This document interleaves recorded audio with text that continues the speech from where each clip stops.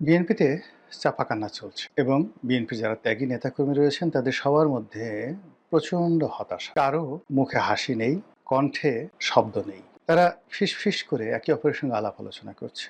আর আপনজনদেরকে ডেকে ডেকে বলাবলি করার চেষ্টা করছে, কি হলো? ১৭ বছর এত পরিশ্রম করলাম, ৩০ বছর, ৪০ বছর, ৫০ বছর রাজনীতি করলাম। বিনিময়ে কি পেলাম? এ কি নিয়তি? এটা কি হওয়া উচিত? এরকম অহরহ বিএনপির মধ্যে হচ্ছে। আমি যেহেতু এই দলটিতে একেবারে নতুন, তারপরেও দলের যারা টপ লেভেলে, যারা বিশেষ করে টক শোতে আসেন, সামাজিক যোগাযোগ মাধ্যমে খুবই অ্যাক্টিভ, তারপরে মানে যেটাকে বলা হয় ওই দুধের স্বর শ্রেণী যারা আছে, এবং এরাই সবাই মন্ত্রী এমপি হয়েছেন। এমপিদের কথা বলতে পারবো না, বাট যারা মন্ত্রী হয়েছেন মোরলেস বা টপ যারা সিনিয়র মোস্ট সংসদ সদস্যরা আছেন, তাদের সঙ্গে আমার যে সম্পর্কটি ২০০৯ সন থেকে সামাজিক একটা সম্পর্ক গড়ে উঠেছে।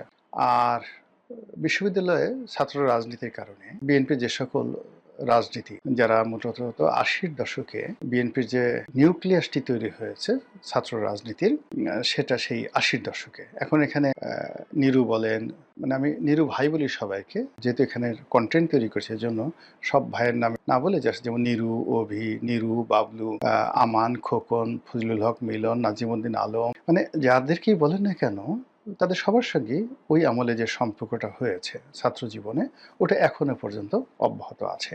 তারপর বিএনপির যে ব্যবসায়িক গ্রুপ যারা আছেন, টপ ব্যবসায়িক গ্রুপ, বিভিন্ন সময়টাতে যারা ক্ষমতায় থাকাকালীন সময়েও তারা লাভবান হয়েছেন বা ক্ষতিগ্রস্ত হয়েছেন, ক্ষমতার আগেও ক্ষতিগ্রস্ত হয়েছেন। বিএনপি পন্থী যারা সাংবাদিক আছেন, কবি আছেন, সাহিত্যিক আছেন, মোটামুটি সেই ৮০-র দশক থেকে আজ অবধি যে বিভিন্ন স্তরে বিএনপি সবার সঙ্গে সম্পর্ক ছিল এবং এখনো আছে। আর বিশেষ করে যারা টকশোতে আসেন, যারা মন্ত্রী এমপি হয়েছেন, যাদেরকে আমি বলি লেয়ার, মানে দুধের স্বর, যারা এদের সঙ্গে সম্পর্কটা মানে বেশি। এর কারণ হলো অলমোস্ট এভরি নাইটই এদের সঙ্গে সেই ২০০৯ সন থেকে বেশি বেশি দেখা হয়ে আসছে। এবং যেহেতু আমি এমপি ছিলাম, এমপি পদমর্যাদার যারা লোকজন আছেন, অর্থাৎ বিএনপি যারা এমপি ছিলেন বা যারা এমপি হতে পারে, তাদের সঙ্গে যোগাযোগটা বেশি হয়। এই যে একটা পরিবর্তিত পরিস্থিতি, সেই পরিবর্তিত পরিস্থিতিতে আমি প্রতি মুহূর্তে যে কথাগুলো শুনতে পাচ্ছি, যেটি হয়তো অনেকের কানে আসছে। ২ নম্বরে, যেহেতু আমার একটা প্ল্যাটফর্ম আছে, আমি এই যে আপনাদের সঙ্গে সামাজিক মাধ্যমে কথা বলি, তারপরে ধরুন ফেসবুকে একটা স্ট্যাটাস দিচ্ছি, ১ লাখ, ২ লাখ, ৩ লাখ শেয়ার হয়ে যাচ্ছে, লাইক কমেন্ট হয়ে যাচ্ছে।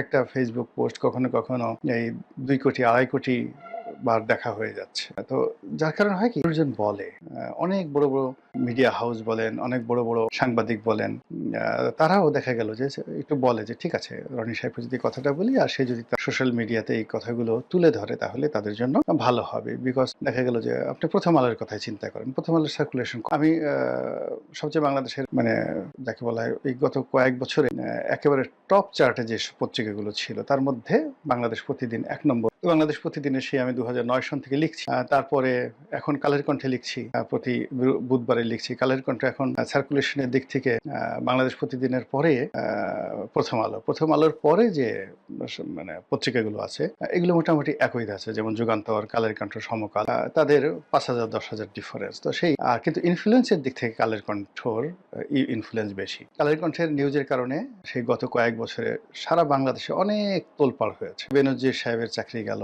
তারপর শেষে এই যে রাষ্ট্রপতিকে নিয়ে যে সাক্ষাৎকার দেওয়া হলো, মানে বাংলাদেশের গত ১০ বছরে কালের কণ্ঠের রিপোর্টের কারণে যত তোলপাড় হয়েছে, এত তোলপাড় প্রথম আলোর রিপোর্টও হয়। তো সেই কালের কণ্ঠে আমি প্রতি বুধবারে লিখি, কিন্তু কতজন মানুষের কালের কণ্ঠে যতজন মানুষ পড়ে, তার চেয়ে ওই লেখা যখন আমি আমার পেজে দেই, ফেসবুক পেজে দেই, তখন বেশি মানুষ পড়ে। এই জন্য হয় কি, আমাদের বিভিন্ন স্তরের মানুষ, এমনকি যে একেবারে সাধারণ মানুষ, হয়তো কেউ আমার এই কন্টেন্ট দেখেন দিনাজপুর থেকে, তিনি তার একটা মনের কথা বলতে চান, তার কথাটা তুলে ধরতে চান। তো একইভাবে বিএনপির লোক, আওয়ামী লীগের লোক, জামাতের লোক, সবাই বলেন। বলার ফলে কি হয়, আমার মধ্যে একটা প্রতিক্রিয়া তৈরি হয়। বিভিন্ন অ্যাঙ্গেল থেকে যখন মানুষের দুঃখের কথাগুলো মানে শুনি, এখানে আরেকটা ব্যাপার উল্লেখযোগ্য হলো, মানুষ কিন্তু আপনার সুখের কথা বলবে না। যারা মন্ত্রী হয়েছেন, যারা খুব আনন্দ পাচ্ছেন, মন্ত্রী হওয়ার পর ভালো বাড়িটা পেয়েছেন, আজকে যেমন আমি আসছিলাম, আমার পিছনে বা পাশ দিয়ে আরেকজন মন্ত্রী আসছিলেন। তো আমি দেখলাম যে মন্ত্রীর গাড়িটা একেবারে নতুন চকচকে গাড়ি, অর্থাৎ সম্ভবত মানে ২০২৪ সনে ওই যে এমপিরা অনেকগুলো গাড়ি এনেছিল, লেটেস্ট মডেলের ল্যান্ড ক্রুজার যে গাড়িগুলো এনেছিল সেগুলো তো সরকার সেগুলো সিজ করেছে খুবই ঝকঝকে, মানে গাড়ি এর এক একটা গাড়ি 8 কোটি 9 কোটি টাকা, 4500 সিসির ল্যান্ড ক্রুজার মডেলের একেবারে LC300 সবচেয়ে দামি। তো তারেক রহমান সাহেব যেটাতে চলছেন ওটা হলো প্রাডোর, কিন্তু প্রাডোর যে আপগ্রেডের যে গাড়ি এমপি এনেছিলেন মানে কোথায়, কিন্তু এগুলো তারা ছাড়াতে পারে। ওইরকম একটা গাড়িতে চড়ে এক মন্ত্রী মহোদয় যাচ্ছিল পাশ দিয়ে। এখন নিঃসন্দেহে ভিতরে যিনি বসা ছিলেন তিনি তো আমাকে চেনেন, আমার গাড়ির তো গ্লাস মানে যাকে বলা হয় একেবারে আমাকে দেখা যায়, মানে আমি কখনো রঙিন গ্লাস নিয়ে বা কোনো টিন্টেড গ্লাসের গাড়িতে চড়ি না, আমার গাড়িতে সবসময় স্বচ্ছ গ্লাস থাকে, সাদা গ্লাস।